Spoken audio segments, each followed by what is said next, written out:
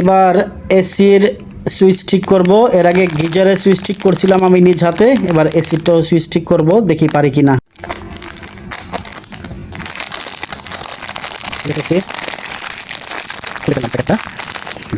এগুলো আছে, এটা আছে, দেখি ট্রাই করে পারি কিনা।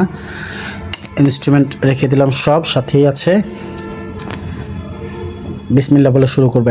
আগে হচ্ছে সুইচটা খুলিয়ে নিতে হবে। এই খুলে নিলাম, খুলে নিচ্ছি। একটু ক্রিটিক্যাল, আপনারা ট্রাই করবেন যারা এই যে সুইচগুলো ব্যবহার করেন এই ধরনের কোনো সুইচ যেন ব্যবহার করতে না হয়। এর আগেও দেখেছি এটার একবার টেম্পার একেবারেই খারাপ, প্রচণ্ড খারাপ এটার টেম্পারটা। একবার বাজে একটা কোম্পানি, যারা এগুলা ব্যবহার করেন তারা একটু সাবধানে ব্যবহার করবেন। একবার বাজে একটা কোম্পানি, ফালতু একটা কোম্পানি, একবার বাজে একটা কোম্পানির প্রোডাক্ট। এর আগে অনেকগুলো সুইচ নষ্ট হয়েছে, আসলে যারা ব্যবহার করে তারা হয় সাফারার। এগুলো ফালতু একটা সুইচ, হঠাৎ করে এগুলো নষ্ট হয়ে যায়। কি জানো একটা ফালতু একটা কোম্পানি। এর আগে তো দেখেছেন। চেষ্টা করবেন এই ধরনের কোম্পানির কোনো কিছু যেন ব্যবহার করতে না হয়। একবার বাজে একটা প্রোডাক্ট, অনেকগুলো সুইচ নষ্ট হয়েছে এর আগে। যাই হোক, আমি নিজ হাতে এগুলা চেঞ্জ করার ট্রাই করতেছি। এর আগে যেহেতু গিজারের লাইন মানে সুইচ আমি চেঞ্জ করেছি, চেষ্টা করতেছি এখন নিজে হয় কিনা। দোয়া করবেন কোনো অ্যাক্সিডেন্ট যেন না হয়, যেহেতু আমি এই বিষয়ে পারদর্শী না। প্রথম হচ্ছে এক পাশ খুলে নিয়েছি, এবার এই পাশটা দেখাচ্ছি। এই পাশটা কিন্তু খোলা হয়ে গিয়েছে, এই যে এটা খুলে নিলাম। আলহামদুলিল্লাহ আমি পেরেছি। এই যে দেখেন সুইচ এটা ছিল, এটা চেঞ্জ করে এটা কোনোভাবে ফিটিং করেছি, যদিও এখনও বসাইনি, জাস্ট টেস্টের জন্য রেখেছি। এই যে এসি চালু হয়ে গেছে, এসি বাতাস আসতেছে।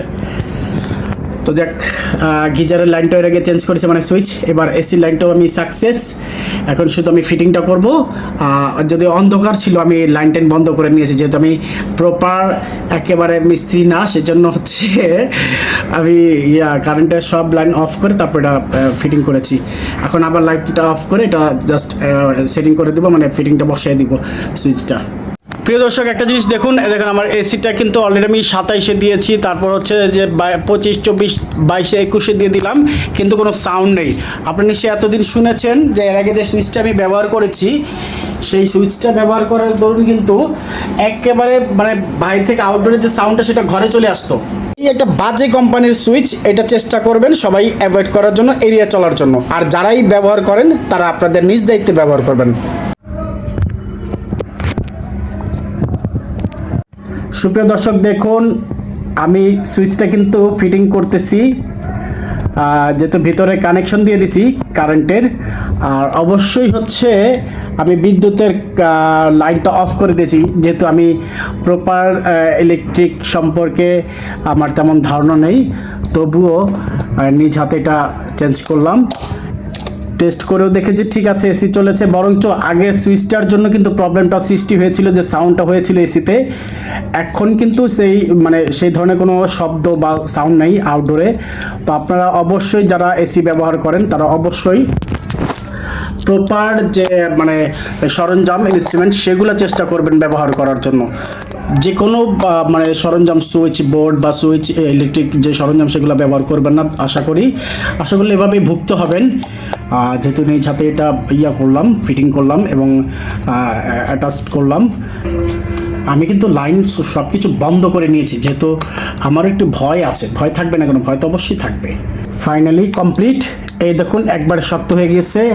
এই যে সুইচটা কিন্তু উপরে থাকবে, এটা হচ্ছে বন্ধ, আর এটা হচ্ছে অন। অন করলে হচ্ছে আপনার লালটা জ্বলবে। আমি একবারে সুইচটাও দিয়ে দিচ্ছি, তারপরে ছাড়বো। যেহেতু আমি দিয়ে দিলাম, বিসমিল্লাহ বলে দিয়ে দিলাম, বিসমিল্লাহ। আচ্ছা, এবার কারেন্টের সুইচটা দিয়ে দিচ্ছি। এই হচ্ছে আমি সুইচটা বন্ধ করে নিয়েছিলাম, এখন সুইচটা অন করে দিলাম। এই তো কারেন্ট চলে আসছে।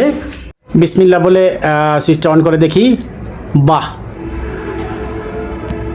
অন হয়ে গিয়েছে, এসি ওকে।